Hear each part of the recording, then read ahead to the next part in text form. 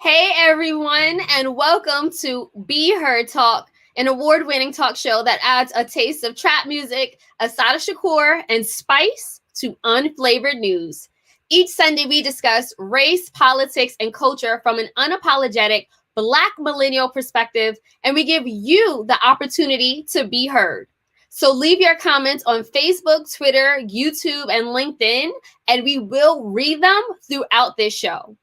My name is Selena Hill, and I'm the founder of Be Heard Talk and the digital editor at Black Enterprise. And I'm super excited to be here with you all to wrap up a year, an unprecedented year at that, through our annual 2020 Resistant Awards, which commemorates the best, worst, pettiest, and most bizarre moments and people that defined the year. So before I introduce my co-host, I actually want to thank our official media sponsor, Black Enterprise, and our sponsor, Black Spectrum Theater. Start your subscription today and enjoy Black Spectrum Home Video Series. Subscribe today to check out Funkin' for Jamaica on December 24th through December 26th. Head over to blackspectrum.com to become a season pass subscriber and to learn more. Now, let's start the show, starting up with my first co-host, Stanley Fritz.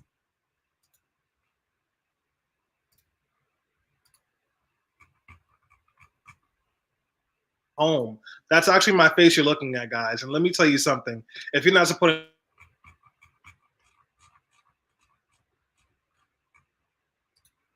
Hold on, Stanley. We were having some technical difficulties. Do your intro over. Oh, do we still have Stanley? I was trying to Stanley. Okay, there you go, Stanley. Go ahead. So you can find me on Twitter at Stan Fritz. You can find me on IG at Stan Fritz. You can find me on Facebook at Stanley Lavelle Fritz, because Facebook is nosy. Ask me my middle name, then put it on my profile without my permission because, I don't know, they wanted to. So yeah, talk to me. Okay, thank you for that, Stanley. We also have with us Tammy David. Hey, Tammy. Hey, Selena. Hey, Stanley. Y'all are looking so good. Mwah. So moisturized and better than ever, honestly. Hi, everyone. What? What about me? You just talked about Selena. No, I said both of y'all are looking moisturized and better than ever. I will say Stanley's lips right now are looking so fresh and moisturized. Is that chapstick? Is that chapstick or body butter? So I have this body butter called Gray Sweatpants, and it smells like banana and happiness. Well, it looks great. I think that should be your new routine. Hi, everyone. My name is Tammy David. I'm the newest co-host from this year here at Be Heard Talk. I am known as your problematic fave.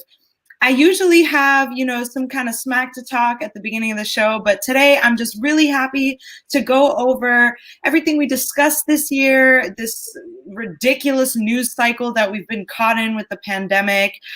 Today, I'm not going to be that problematic. I'm going to be sweet and supportive because it is holiday season and I'm feeling festive.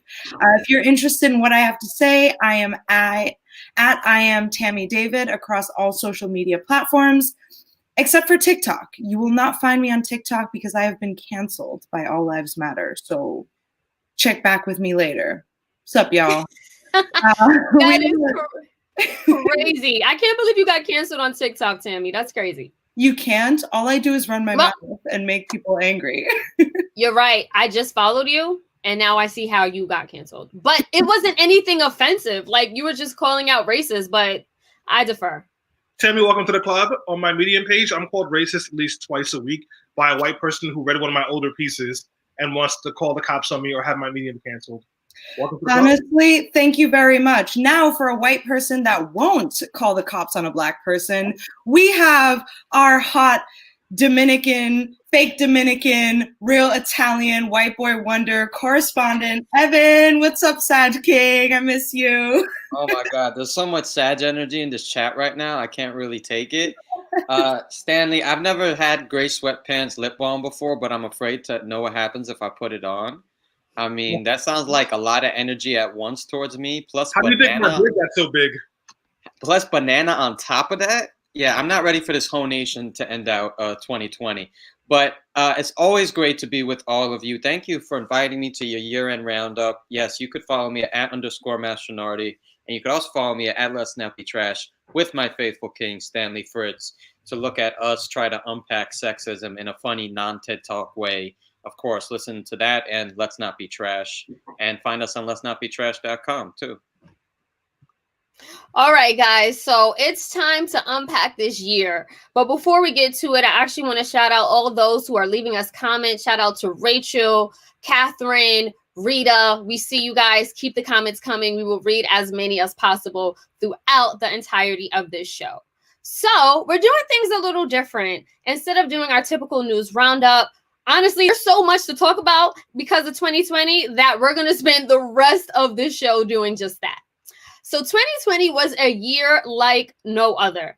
It was marked by civil unrest triggered by police violence against Black men and women like George Floyd and Breonna Taylor, an historic political election that garnered the most votes in U.S. history, and of course, a global pandemic that upended all of our lives, killing more than 1.7 million people around the world and 315,000 people in the U.S. alone.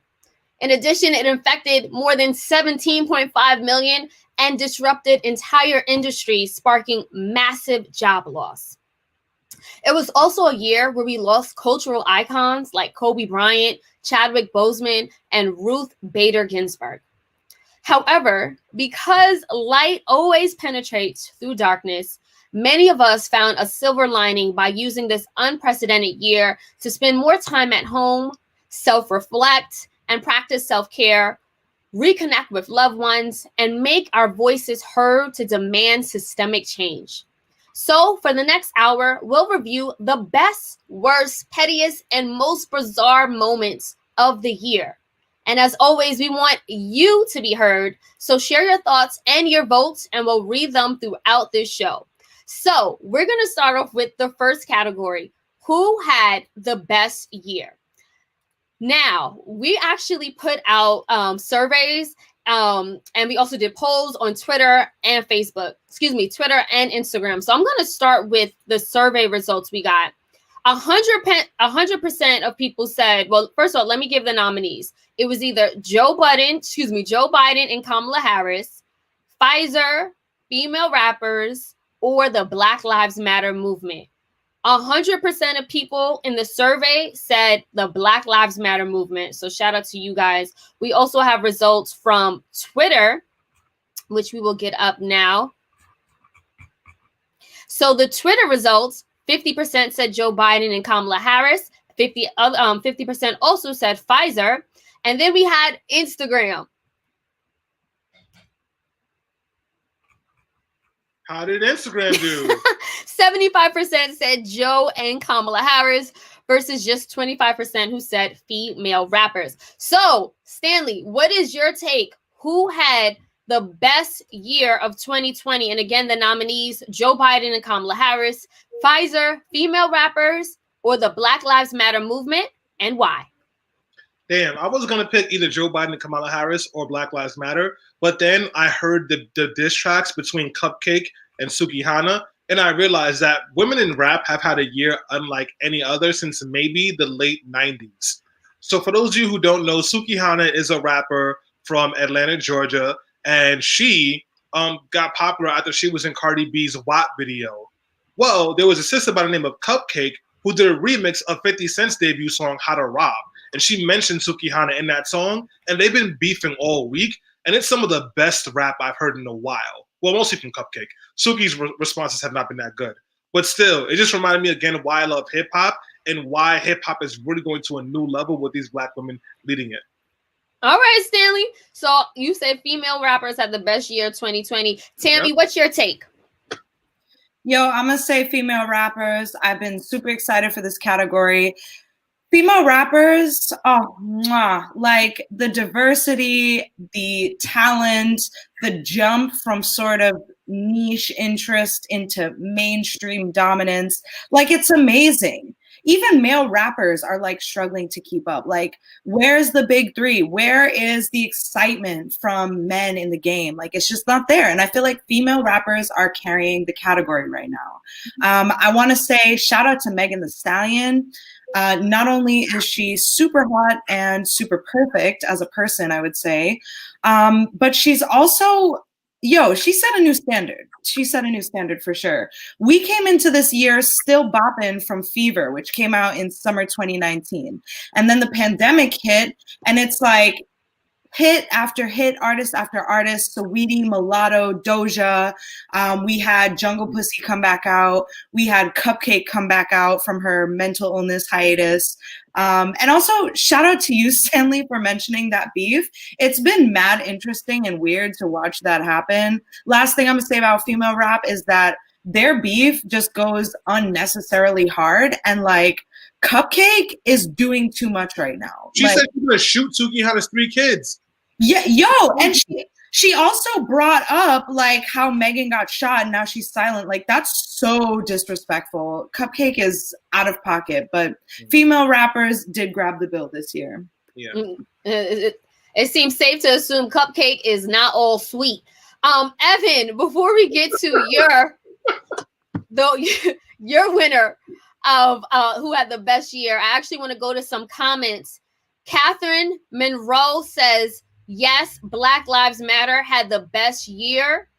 So did Joyce Scott via LinkedIn, says Black Lives Matter. And then Rachel has commented, she just chimed in via Facebook saying Cupcake is a mentally ill icon.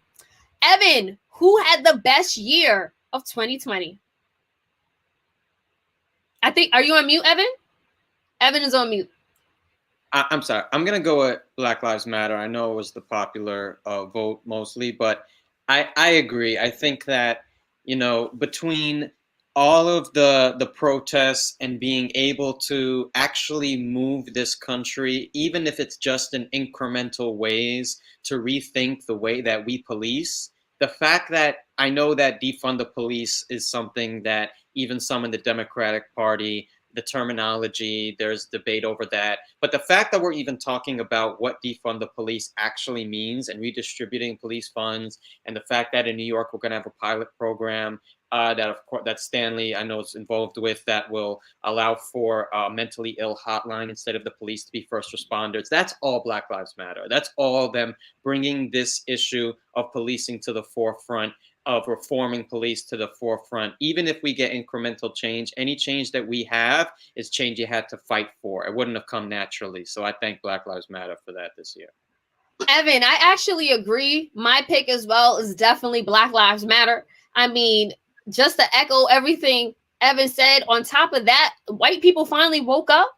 Not only that, a corporate America also acknowledged its role it's played in the legacy of racism and the responsibility it has to rectify it. So we've seen large donations, even in the billions, towards social justice initiatives, Black entrepreneurs, anti-racist group, and Black-owned banks. And do not get me wrong, I'm not saying this excuses the oppressive nature of corporate American corporations and capitalism as a whole, but I am saying that we are starting to see some changes. We're starting to take steps towards the changes that we need to see. So my vote as well. All right, so let's keep the train moving. The next category we have is the biggest L's of 2020. If you ask me, like, this is a no-brainer. What'd you say, Stanley? All of us, we took the biggest L with COVID. Duh. Exactly. So it was a global pandemic. Like, who voted for anything else? Well, speaking of who voted for anything else, so the nominees were the COVID-19 pandemic, Donald Trump's acquittal, and the California wildfires. In the survey that we sent out, 75% of people said COVID and 25% said Donald Trump's acquittal. Now, in the Twitter results, we also put out a Twitter poll asking what was the biggest L of 2020? Was it COVID? Was it Donald Trump's acquittal or the California wildfires? 100% of people said COVID. And I'm pretty sure it's safe to say via Instagram, most people said COVID as well. So, Tammy, we'll actually start with you. What was your pick?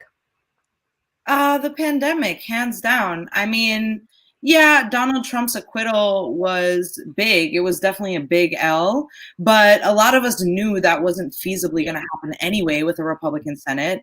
And the California wildfires, yeah, they were significant, but just to us. Australia had even more massive wildfires. Brazil had fires. Like a lot of places were on fire this year. I feel like COVID-19 is the obvious one because never before in our lifetime has something so significant happened on a global scale. I mean, every single country was hit hard with COVID.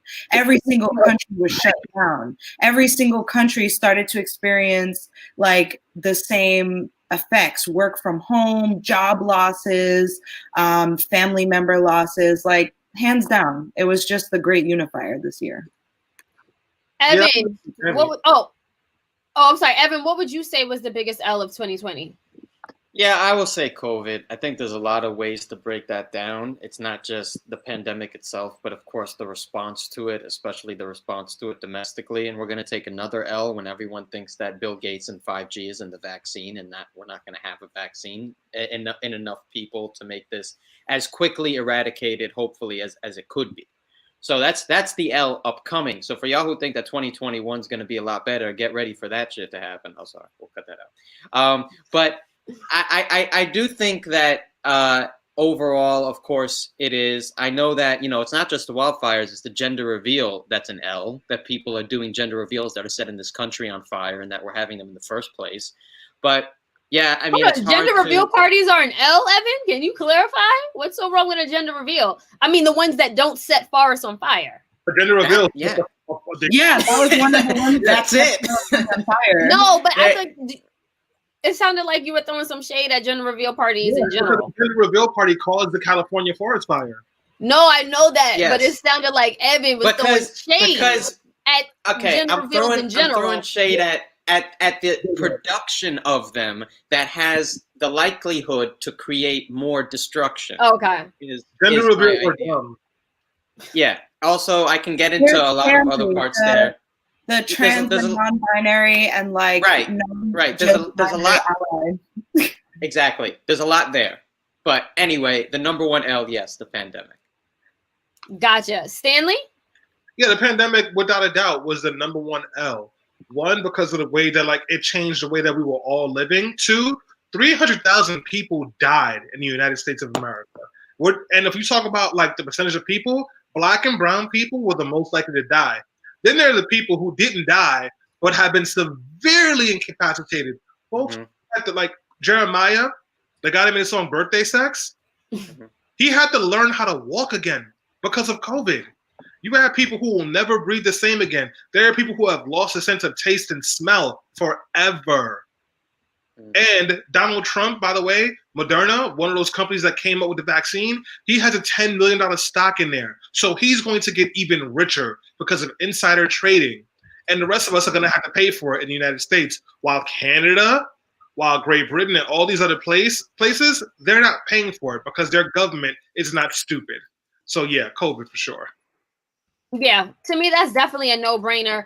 Definitely agree there. And guys, if you want to make your voices heard, please leave a comment. We will read them during the duration of this show. Okay, so just to keep things moving, next category, the biggest clown of the year was. Now, here were our nominations. We had Donald Trump, Tekashi 6ix9ine, Tory Lanez, or Black Trump supporters. And I'm talking about Candace Owens, Diamond and Silk, and Herman Cain before he died, but then he started trolling Kamala from the grave via Twitter. Rest in peace, Herman Cain. His Twitter lives on. Okay, so let me actually go to some of the survey results first. So across the board, it was 25% each for each category. I know that we also received results via Twitter about the biggest clown this year. 60% said Donald Trump, 20% said Tory Lanez, and then another 20% said Black Trump supporters. Stanley, who was the biggest clown? Tory Lanez. Go ahead, Stanley. Tory Lanez is the biggest clown. I know I was talking over you and interrupting you, but there shouldn't even be a minute to think about it. Tory Lanez is a clown and a cornball cornball and a loser and has some serious Napoleon complexes, and he is a forever clown. Not only did he shoot Meg Thee Stallion, not only did he deny shooting her and then put out an album to make money off of her getting shot, now he's subbing her on social media and popping up in states that she's in. Tory Lanez is a cornball. I will never support his music again. I have nothing but bad wishes for him. He's a clown. Well, Nana Emma Hudson via LinkedIn agrees with you, Stanley. Nana says, Tory took the biggest L this year. Thank you for chiming in. Keep the comments coming. Tammy, who took the biggest L this year? Honestly, I think Black Trump supporters for me. I can't believe y'all really watched this man win the White House after Barack Obama and then watched him do crazy-ish for 4 years and then watched him flounder the pandemic. And then you still rode for him. Like, that's crazy. I mean, we had a Black woman on the ticket this year. We had a Black woman on the ticket this year. Like, that's really crazy to me, especially considering how hard the pandemic hit our communities, how hard Black Lives Matter took America. Like, they really watched all of that go down and then still said, I'm capping for Trump. And you know what? Within that category, I want to give a special hate shout out to Lil Wayne. I'm so happy his girl dumped him because he was stupid. I want to give another hate shout out to Ice Cube. You look mad dumb working with your oppressor. You are canceled. And I want to give another hate shout out to Candace Owens. And I want to tell her, girl, that relaxer is not your friend. Your hair looks fried. So Trump supporters, Black Trump supporters, you took the biggest L. How does it feel knowing you lost? And that's on period. Evan, who's the biggest clown of the year? Oh my God, it's hard to top that. But I made a joke in the comments. Listen, Donald Trump donkey of the day for the rest of his life. So there's no way that I could possibly. Donald Trump belongs in his own category. So it's just not fair for me to put him with the rest. So I'm gonna go with.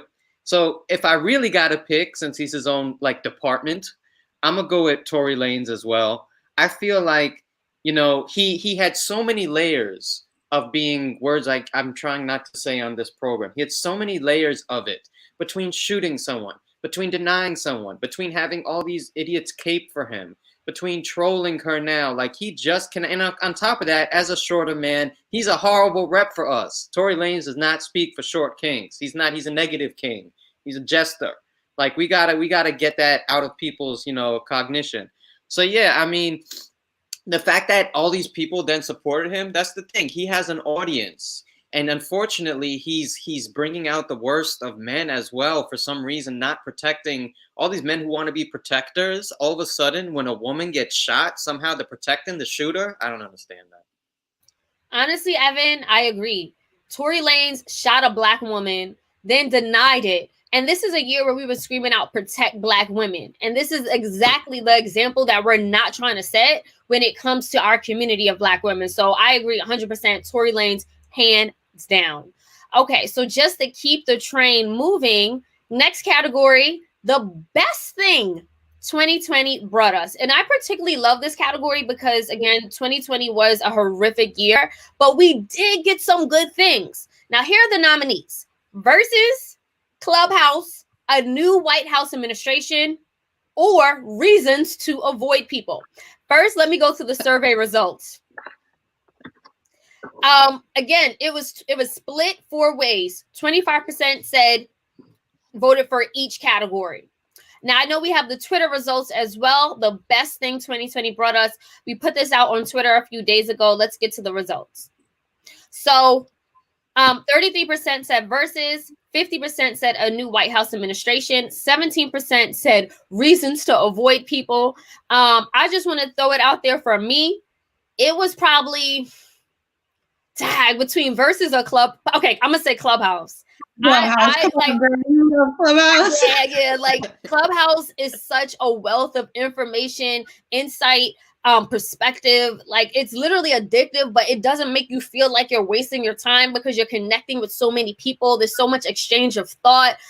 Like, so much intellectualism is going on. I learned so much. I gained so much. A lot of my friends have brokered deals. So Clubhouse it is for me. Tammy, what was it for you? What was the best thing that 2020 brought us? Reasons to avoid people. I'm problematic and mentally ill, so I feel like this year, as much as the pandemic has really hurt us, I had a conversation with my mentor yesterday, and she reminded me that some good may have come to us. Like, obviously, you know, if your family was affected, if you were affected, it is such a different perspective. But I do think that it kind of gave us a reason to like reflect and look out for one another in ways that we haven't. And I'm a homebody, so I love the category reasons not to go out. Like, I got so much work done. I grew, I learned, I spent quality time with myself and, you know, the people closest to me. So that was totally a vibe for me. Maybe 2021 is more social, who knows? Evan, what was the best thing 2020 brought for you? Man, it's really tough. I mean, all this Clubhouse hype is getting me to want to say Clubhouse, even though I'm not part of the cool kids that got invited yet. So I think part of it's because of that, like, you know, interest of something I can't see right now. But yeah, I'm really interested to see what this is about. You know, I want to find better forms of social media that hasn't just been tainted by trolls and like different nations in Eastern Europe. No shade to nations in Eastern Europe, but just the ones that are like trying to steal our elections and stuff. So I just really want a social media platform that is mostly about uplifting, that is mostly about the type of important discourse they are talking about. And I think, you know, the actual talking part, instead of just writing and commenting and trolling, I think that can help. The fact that it is actually based in discourse. So if this is going to be a form of social media that creates connections, that has more meaningful discourse, I'm all for it. So I'm gonna go out on a limb, and even something I can't listen to yet, I'm gonna say is Clubhouse. So Nana Ama Hudson also chimed in via LinkedIn. They say saving money was the best thing. Well, one of the best things that 2020 brought us. Good point there. Thank you for that, guys. Keep the comments coming in. We will read them throughout the show. Sorry, girl. Saving money where? Saving money where? We are seamlessing our little hearts out to save local businesses. And I don't know about you, girl, but I got like 4 new hobbies this year, each one of them with a hefty price tag. Yeah, and I got family. I gotta help them pay their bills. Yo, drop your money saving comments, please, because I'm not saved. Yeah, I gotta pay my rent. I gotta pay my dad's mortgage. I gotta send my mom money in Haiti. I gotta send my sister's money in St. Martin and Dominica. Ain't no money being saved over here. Yo, Stanley got bills, okay? Yeah, but the biggest one to give me. So first off, guys, for context, Clubhouse is a voice chat app. So if you remember back in the days, you can call into a number and talk to people on one line. Clubhouse is pretty much that, but right now it's in beta testing, so it's invite only. And obviously, myself, Selena, and Tammy have gotten invites on Clubhouse, so we've been there a lot. But the biggest thing for me for this year really is probably Versus. Versus came at the right time. I love music. Anyone who knows me knows I love music, especially hip hop. And all of a sudden, I got to see like these producer and DJ battles I've always wanted to see, like Timbaland versus Swiss Beats, DJ Premier versus RZA. Are you like, we kidding me? And it reignited my love for music and also got me back into making mixtapes, which is something I used to do when I was in high school and college, but I stopped. So now I'm making playlists on Spotify. So that really was the best part of Versus, besides just like being reminded of who your people are and like knowing like who your village is. So that was my answer. Oh, those are great answers. Thank you for that. Okay, we are keeping the train moving. Next category, the most bizarre moment of 2020. Now, here are our nominees. A, Herman Cain succumbing to COVID after attending a Trump rally and then trolling Kamala Harris from the grave via Twitter, which I mentioned earlier. Jeff Epstein dying in prison. C, Doja Cat's video chat with Nazis. Or D, Rudy Giuliani farting during a hearing in Michigan. And before we get to our feedback, I just want to say when it came to the survey results, again, it was split across the board. I know that we also have some Twitter results, and we can show the Instagram results as well. So Twitter, 20% said Herman Cain dying, 40% said Doja Cat's video chats, and another 40% said Rudy Giuliani farting during a hearing in Michigan. Stanley, what was the most bizarre moment for you? I mean, Rudy Giuliani, his behavior is par for the course, so it's disgusting. But this is the same guy. Like 3 weeks before that, we saw a video of him in a room with the fake reporter, and he was digging into his pants and touching himself. This is not like, this is Rudy Giuliani. This is Trump. Actually, for me, Doja Cat was the one that was the strangest, because we just said she was in some racist chats. No, she was in lots of racist chats with lots of white people. One of them, she told a white man to F me N-word. And then it just sounded very strange. And then her explanation of it was very strange as well. I think Doja Cat has some issues with anti-blackness she has to deal with. Maybe so. What is done in darkness will be brought to light. But Doja Cat still had a really big year, regardless. Tammy, what was your most bizarre moment for you? Mine was definitely Doja Cat also. I'm a huge fan. I've been following her for a really long time. I was like, what? Girl, you are Black. Like, why would you do that? Listen, I'm also biracial, and I will say for the biracial clan that identity issues are par for the course, especially living in America, which is a really racially charged country.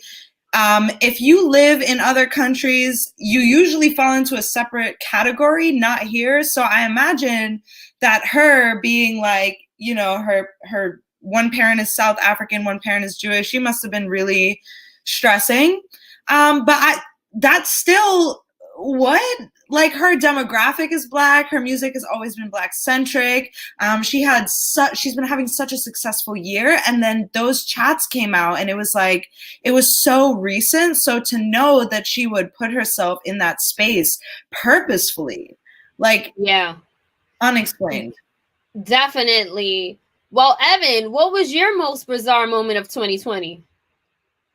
Yeah, I mean, with Doja Cat, you can't just trip and fall into a Nazi Reddit. I mean, this was, she had some intent here, so I'm not giving much bail there. Rudy Giuliani farting is not nearly as bad as Rudy Giuliani in his existence the past few years and what the damage he's done. I gotta go with Herman Cain. I mean, the man took part in an unsafe rally and paid the ultimate price for it, and then on top of that, he was almost never mentioned again. It's like the Trump administration didn't want to, like we saw it before our eyes, and the Trump administration didn't want to say, yeah, someone actually not going by COVID guidelines actually died, and it was someone who didn't want to believe in the COVID guidelines, so it could have been like a perfect example of, listen to the scientists. And after that, he was trolling from the grave through an account, who knows, maybe his family, who knows who was doing it. So it was like, again, so many layers of ridiculousness to this. I gotta go with Herman Cain. You know what, Evan? I think I agree with you. It was definitely Herman Cain for me. Before he ran on the Republican ticket for president back in 2012 and came up with that ridiculous slogan, I think it was 999, and then told people to call me cornbread. Herman Cain was actually a respected business person. And I know that because Black Enterprise featured him a number of times. Like, he was an extremely successful Black entrepreneur. And then everything just got really weird from there. Like, I'm not sure why he tarnished his business legacy by running a ridiculous political campaign and then supporting Donald Trump, who has shown himself clearly to be racist in rhetoric as well as action. And then, he was in the Black section at that rally in Tulsa, and they were like dancing. Like, it was all the Black people together, like, just, I don't want to say cooning out, but like shucking and jiving. But cooning out, though. Yeah, and then from like, to me, I'm still like, yo, that is so bizarre and ironic. So like, and my heart goes out to his family and everybody else that was victimized by COVID. And of course, we know that COVID has disproportionately affected Black Americans. So, RIP to Herman Cain.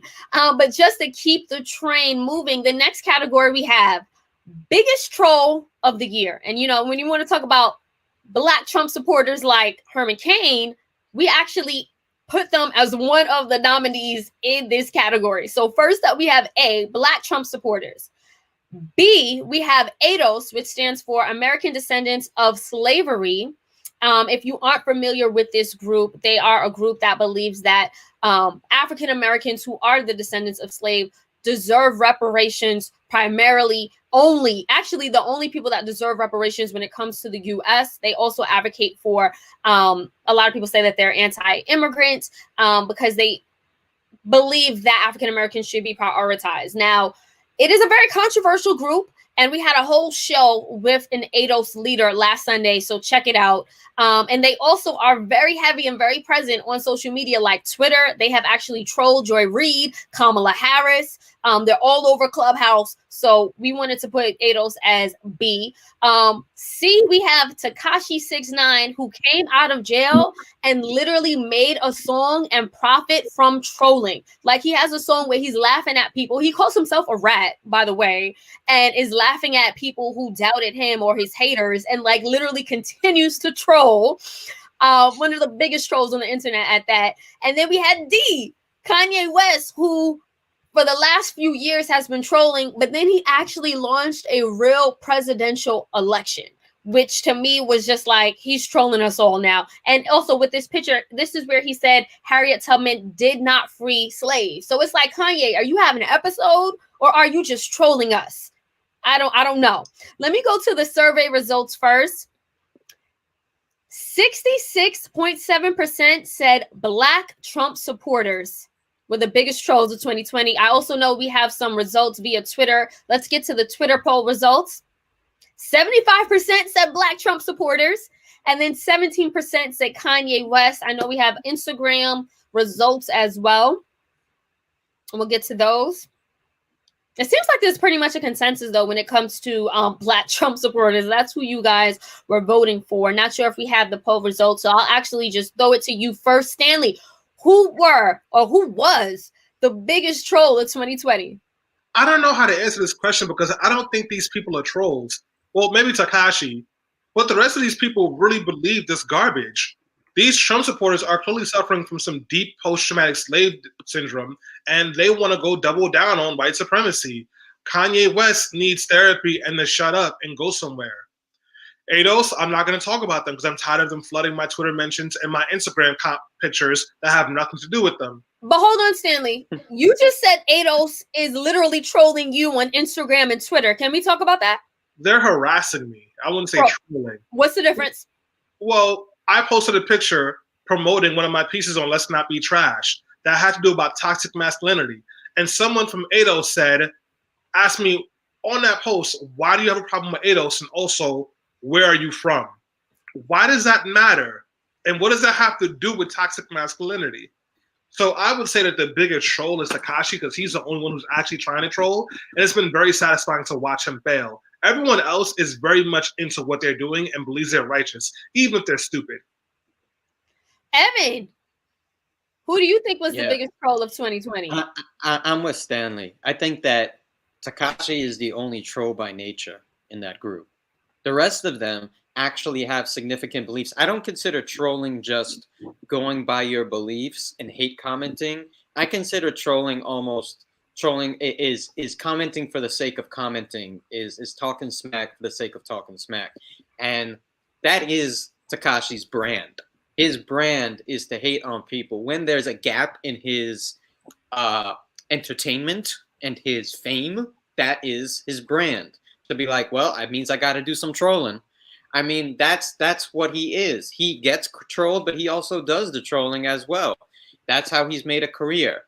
I think the rest of the people in this group, they're just going by their creed and they're publicly talking about it, but they're not doing it just for the sake of commenting. They're doing it because they think they need to get their message out there. So yeah, I'm with Tekashi. He is the original troll. Tammy, who would you say is the biggest troll of 2020? You know, it killed me that no one voted for Tekashi on Twitter because I'm in agreement with y'all. I think, Stanley, your answer perfectly summarized it for me. And I first want to go into the definition of trolling, right? So earlier you asked Selena, what is trolling versus harassment. Well, I think harassment is like consistent unwanted contact about something, right? And they're basically just hounding Stanley to get his mind changed about Eidos, even though he can't stand Eidos and keeps talking about it. And at that point, it's just harassment. They're not trolling because they really care about Eidos. I think you guys are both right. Tekashi is the only person in that category that doesn't actually care. And that's what trolling is about to me. Like, trolling is just saying or doing stuff to get a reaction. And Tekashi is the ultimate troll. Like, Kanye is mentally ill. He takes everything he does really seriously and then breaks down over it. Eidos is really dead ass about, how they feel. And even though they're problematic, they do have some points, they do have platforms, and they are a political movement, whether we like them or not. And then Black Trump supporters, they may be lost and confused and disoriented, but they have some kind of motivation. And that leaves Tekashi. Like, I watched his documentary, and literally, he does what he does for fame. This is someone who grew up poor in Bushwick and said, I want to be famous and I'm going to do what it takes to be famous. And he did just that. He knew that being outrageous would get him views on his videos. He knew that being problematic and antagonistic in his raps would get him beef, which would get him clout. And that's exactly what he did. He got released from jail. And what did he do? Start drama. He didn't go into witness protection. He started drama. So I really think not only is he the troll of the year, he might be the troll of his generation. This man has made a pretty penny off of trolling. Well, we have a consensus. Tekashi 6ix9ine is definitely awarded the biggest troll of 2020, at least amongst us here on Be Heard. Okay, so let's keep the the train moving. Okay, speaking of people who are problematic, we had a category. It's called the Problematic Fave Award. Which one of our former faves proved to be the most trash this year? A, we have Ice Cube, who we know work with the Trump administration in order to sort of bring his contract with Black America into fruition. We can talk about that further. B, we have Cardi B, who to me is always a problematic fave. I love her. She's herself, whatever. C, we have Instagram, which has evolved into Pinterest, Google Ads, Facebook, Snapchat, and TikTok all in one big mess. And like, I honestly can't even stand Instagram anymore. Like, definitely was my fave, but now I'm just like, what is going on? It's too much. Then we have D. Lizzo, who has always been a very body positive person, but critics are saying with her going on a diet, she's being hypocritical. So let's go to the survey results first. What? 66.7% of people said Ice Cube deserves the Problematic Fave Award. Let's go to the Twitter results. 100% of people said Ice Cube as well. Tammy, I want to go to you first because you are the designated problematic fave of Be Heard Talk, which is why we love you. Who, if you were to give this award to somebody, who would it be? Okay, so on Ice Cube tip, right? Like, when was he somebody's fave? I'm sorry, but your favorite to be a problematic fave. We haven't heard of Ice Cube in a minute. No. Ice Cube put in work though. That's what I'm gonna say. Yeah, Ice Cube is a legend. I mean, like, he's not my choice for this one, but Ice Cube's a legend. So no, he is a legend, but he's an older legend. Anyway, my problematic fave has got to be Instagram. Cardi and Lizzo were kind of thrown in there, I think, unfairly, just because they've done things that kind of has them questioning like whether they're sensitive to the public or not, but they're allowed to do with their body and their money as they want. And they've never been disrespectful to, I mean, Cardi's never dissed poor people. She's from the hood. She's in the hood. Like, she is not problematic at all about her money. She can do what she wants. And people are mad at Lizzo because Lizzo went vegan for health reasons and then just did a juice cleanse. Like, I think people really look for a reason to hate on Black women. So neither of these women deserves to be in this category. It's definitely Instagram. Like, I just want to let y'all know, when we were doing social media through the whole Black Lives Matter movement, our posts, our stories were getting blocked for community guidelines issues. Like, that's problematic. We couldn't even talk about defunding the police or share our message with you as much as we wanted to. So it's definitely got to be Instagram, especially because it's owned by Facebook. Stanley, who's your problematic fave award choice? Well, first off, it's not Ice Cube, because I think Ice Cube is stupid. So you have to actually be smart to be a problematic fave, and Ice Cube is not that at all. Instagram, it was never been my favorite. Twitter has always been my favorite social media platform. So Instagram turning into pretty much big cartel, or like one of those websites where you go to like bulk buy things and sell products, was just like pretty much an inevitable evolution. My problematic favorite is Cardi B. She's brilliant, she's awesome, she's funny, but she does dumb stuff that's tone deaf. Like going on Twitter during a recession and a pandemic and asking her followers, should I buy this $83,000 purse when folks can't pay their rent? And then when people called her out about it, she screenshotted a conversation between her and a fan in direct messages where she gave the fan $500 and threw it in the fan's face. That's problematic, but I still love Cardi. Good point. Thank you, Stanley. Evan, who's your problematic fave? This is a tough one, but I'm going to go with Instagram as well. I just think it's a wealth of so many things. It's a wealth of trolling. It's a wealth of information. It's, yes, ridiculous advertising of a shirt I am wearing. It's telling me to wear. That has happened. So the FBI and ad people are in our DMs all together having a party. So, I mean, it's Instagram. It's been Instagram for a while now. I'm not exactly surprised, but it's still a place where I'm going to share memes, where my feed is going to be, whether I like it or not, booty, baseball, and cats. That's pretty much all it is. That's pretty much all it's ever been. And it doesn't matter what I do. And they're going to try to sell me products I don't need. Booty, baseball, cat products. Booty, baseball, and cats. Sometimes all in one package. So, yeah, I think that's it. It's got to be Instagram. There's just so much there. Yeah, Evan, honestly, I would agree. Another LinkedIn user just said that they agree as well. Look, Instagram is super problematic, but I'm not going anywhere. It's where I have my biggest following. It's where I connect with people. I don't want to say the most, but it does allow me to continue to see what's going on with my friends, my followers, and just stay connected. So Instagram, problematic fave. Okay, let's keep the train moving. Next category, heroes gone too soon. Now, we want to hear from you. If you are watching live, which hero that we lost this year would you say you would designate this to? Heroes gone too soon. So our nominees are Chadwick Boseman, Kobe Bryant, Congressman John Lewis, indoor dining, and I had to add Ruth Bader Ginsburg. So I'll go to the survey results really quickly first. 66% said Chadwick Boseman, and 33% said indoor dining. R.I.P. Kobe, I guess.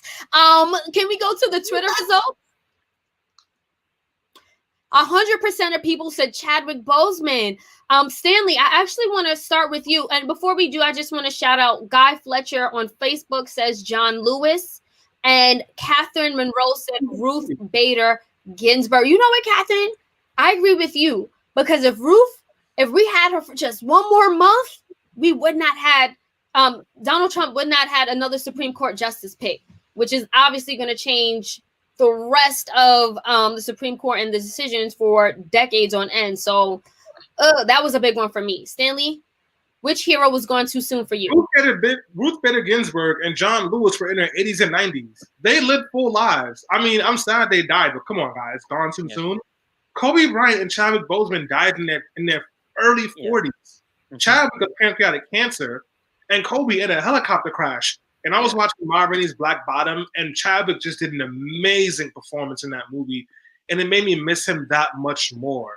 So Chadwick is definitely my answer for that one. But indoor dining, you know how many people have died too soon because we have indoor dining? Right. Are you guys serious? Well, I'll say this, Stanley. No, I 100% agree that Ruth Bader Ginsburg was 90 plus years old. She had a full life and left a legacy that lives on. However, my point is, if she was gone too soon, because as a result of her dying when she died, Donald Trump got his third Supreme Court justice pick, which affects all of our lives for decades on end. Evan, who would you say heroes going too soon? Can I just say, like, for both John Lewis and Ruth Bader Ginsburg, we got to give them some credit. They went through a lot. They're old. They kept on pushing. I don't know, this is not what you mean, but I feel like it's almost faulting them, saying, come on, you could have just hung on for a little longer and we would have had this. I know it's tough. I know it's tough. I know that heart rate and all these things are happening, but just hang on. Like, come on now. That's not fair. They did their best with a lot of pressure on them, living a very difficult life for someone of that age, a very stressful life, both of them, for someone of that age, and they did accomplish an immense amount. I'm not even going to include, and indoor dining is not a person. Indoor dining is a luxury. I'm not going to include that. I'm not even going to think about that. Chadwick Boseman and Kobe Bryant were inspirational human beings, inspired generations of people in different areas of life, and they had so much left to give. So there's no way I can pick between those two personally. Okay, fair enough. Thank you, Evan. Michael Jones chimed in via Facebook. He says his pick is Chadwick. The character he brought to screen transcends sports and politics. Thank you. I also want to highlight Marilyn Humphrey Taylor, who says John Lewis was a freedom fighter. We also have a comment from Chance Colton Holloway via Facebook that says Kobe Bryant. I actually went to tears because of the way he and his daughter died. Very tragic, very tragic. Tammy, heroes going too soon. What is your pick? I'm about to be canceled so hard. My pick was indoor dining. Yo, seriously? What? Yeah, I'm a piece of crap. You know what? Here's the thing. So, first of all, Chadwick and Kobe, yes, they were young, but they didn't. I'm sorry, but none of these people really influenced me. I didn't know these people. I didn't feel deeply when they passed. It was like, yes, this is a moment that I see and acknowledge, like in the media and in our country, but I don't feel that. I don't feel that oomph from them. And indoor dining, like I miss going out. I miss socializing with my friends. I miss having that opportunity. This is something that was a big part of my life. These celebrities were not. I think if anything, after indoor dining, it would be RBG, just because she actually fits the category gone too soon. Like if she could have just held out a little bit, we might not have a conservative Supreme Court, but it's definitely indoor dining for me. Oh my God. She was like 90 something, Tammy. So what? She died right on time. Like, do you know how much I miss going to Chocolat for brunch? Chocolat. Well, I'm not gonna talk about chocolate on here. Well, fair enough, Tammy. Everyone has There's not enough time. There's not enough time right now. Everyone has the right. Died too soon because of indoor dining, breathing COVID air. Okay, that's valid, but I can still miss it. Like if you're a good egg like me, you're not going out and spreading COVID, then you're gonna miss it. Fair enough. All right, guys. So we have two more categories before we have to wrap. Next one, who will have the most promising 2021? And I just want to say, when we did this show last year, we had this category, and I believe, if my recollection is correct, I said Kamala Harris, and look, she became VP. So now we have the nominees for this category. Will it be A, Kamala Harris and Joe Biden, B, MAGA, C, the big three when it comes to hip hop, Kendrick Lamar, Drake, and J. Cole, who are all dropping albums in 2021, or D, everyone's favorite hot girl, Megan Thee Stallion? I'm going to go to the results first from the survey. 75% of people said Megan Thee Stallion, 25% said MAGA. Let's see what we have for Twitter. They picked Meg Thee Stallion. She just put Biden and Harris. 75%. Really? And then 25% said Megan Thee Stallion. I mean, Stanley, you seem like you have a lot to say. Who would you pick? I would pick the big three: Cole, Drake, and Kendrick Lamar. Kendrick Lamar hasn't put an album out since 2018. Drake's last album did really well, but his last legit album was the one he put out when him and Pusha T were beefing. And J. Cole is retiring after this album. It's his last album. That's going to be huge. Meg Thee Stallion just put an album out. In my opinion, it wasn't that good. So she's going to take a step back if she's not touring. So I really do think it's going to be a big three. Kamala and Biden are going to piss off a lot of people, or at least they're going to piss off me and Tammy when they just effectively succeed at being moderates who don't change enough stuff. So I don't see how anyone could pick them. It's got to be Cole, Kendrick, Drake. Tammy, who's your pick?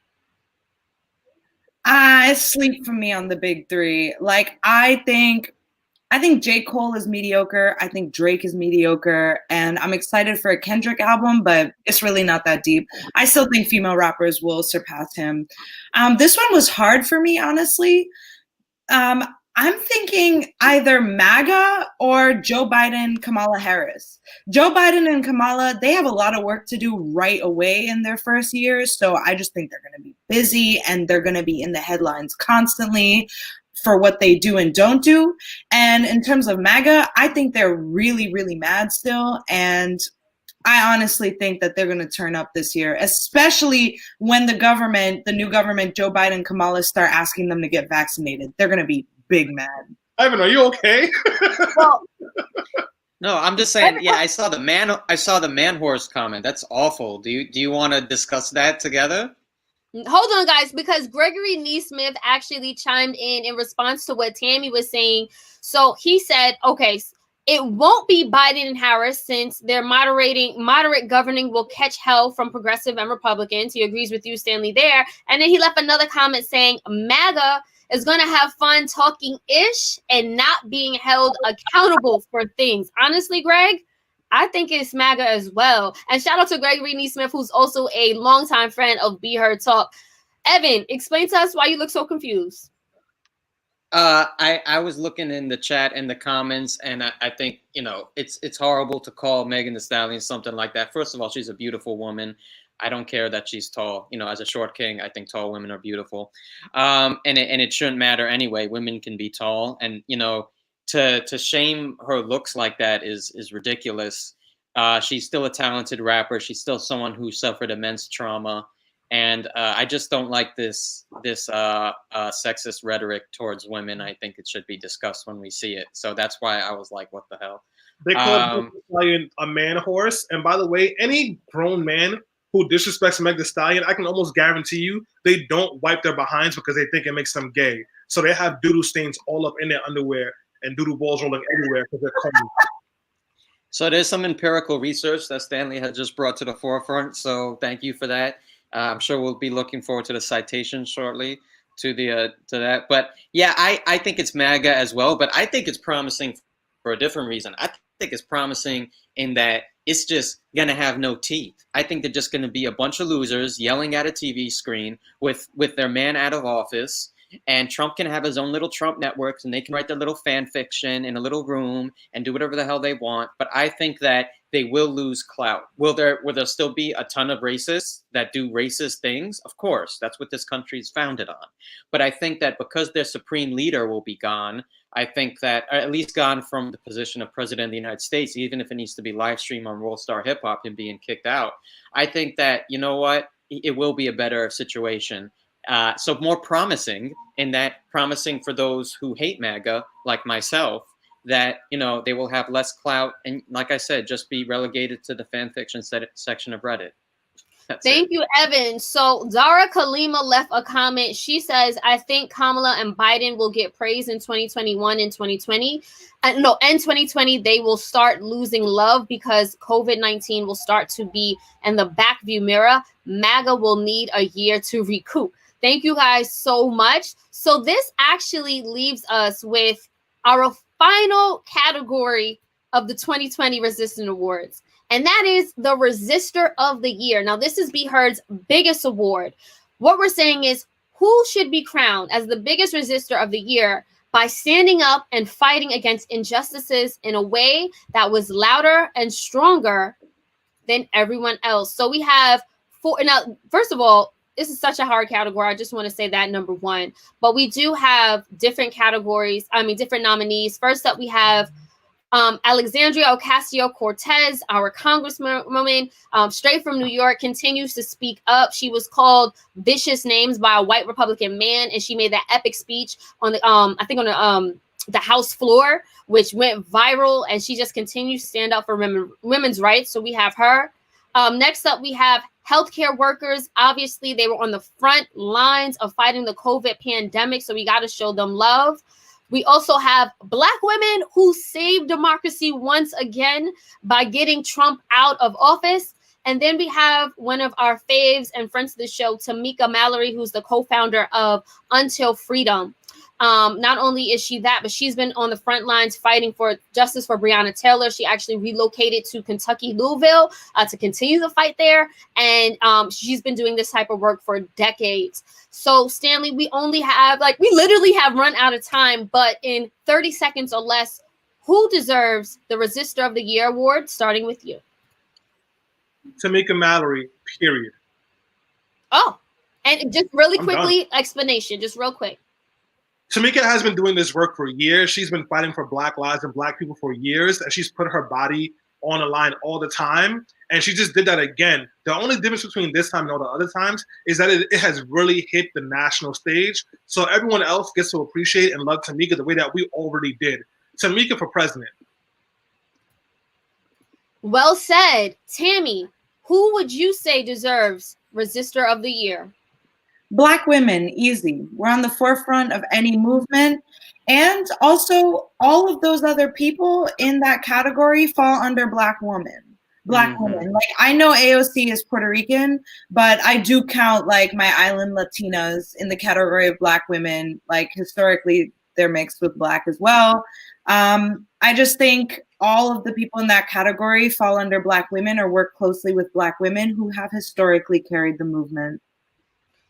Well said. And Evan, who deserves the Resistor of the Year award? I was about to say exactly what Tammy said. Black women. Black women are those categories. They are nurses. They are Tamika Mallory, of course. They are the founders of Black Lives Matter. They're right here with us on Be Heard, Selena and Tammy, Black women that have been taking us through this year with amazing commentary. They are at the forefront of just about every type of meaningful resistance. And yes, of course, Afro-Latinas count as Black women as well. So yes, in any place that there's been a fight worthy to win, there's been Black women. So I'm going to go with that. Thank you for that. Thank you so much. And I just want to give a shout out to all those who have been chiming in. Guy Fletcher says Black women. Robin D. Summers also says Black women. Mark Johnson actually said AOC, one of my faves. So I actually do want to just close out the show. Thanking you guys for the continued support that you have shown throughout this year, 2020. And just also talking about what I think this year really means for me. Oh, and also my answer, Black women. I forgot, want to add that in. But I would say, 2020 was defined by a series of rolling disasters.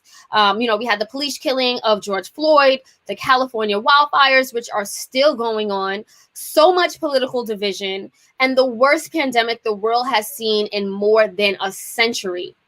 But in the midst of these tragedies, there was faith, courage, and hope as those faced with the very worst rose up to the occasion to give their very best. This year taught us a lot. We slowed down. We became more health conscious. We spent more time connecting with loved ones. We gained a new appreciation for life and relished in simple pleasures like fresh air and sunshine. We were met with unprecedented challenges, but we made it. And if nothing else, 2020 proved that we will always continue to push through. Shout out again to the Black women who have been the backbone of this country and democracy. And shout out to Black women who also got us through another year of 2020. With that said, I want to thank again everyone for chiming in to today's show, letting your voices be heard. Please remember to follow us at Be Heard Talk. You can also take a screenshot and tag us. Let us know what your favorite part of the show was, or maybe what you didn't like about the show. We welcome trolls as well. And we will see you guys again in 2020. Bye.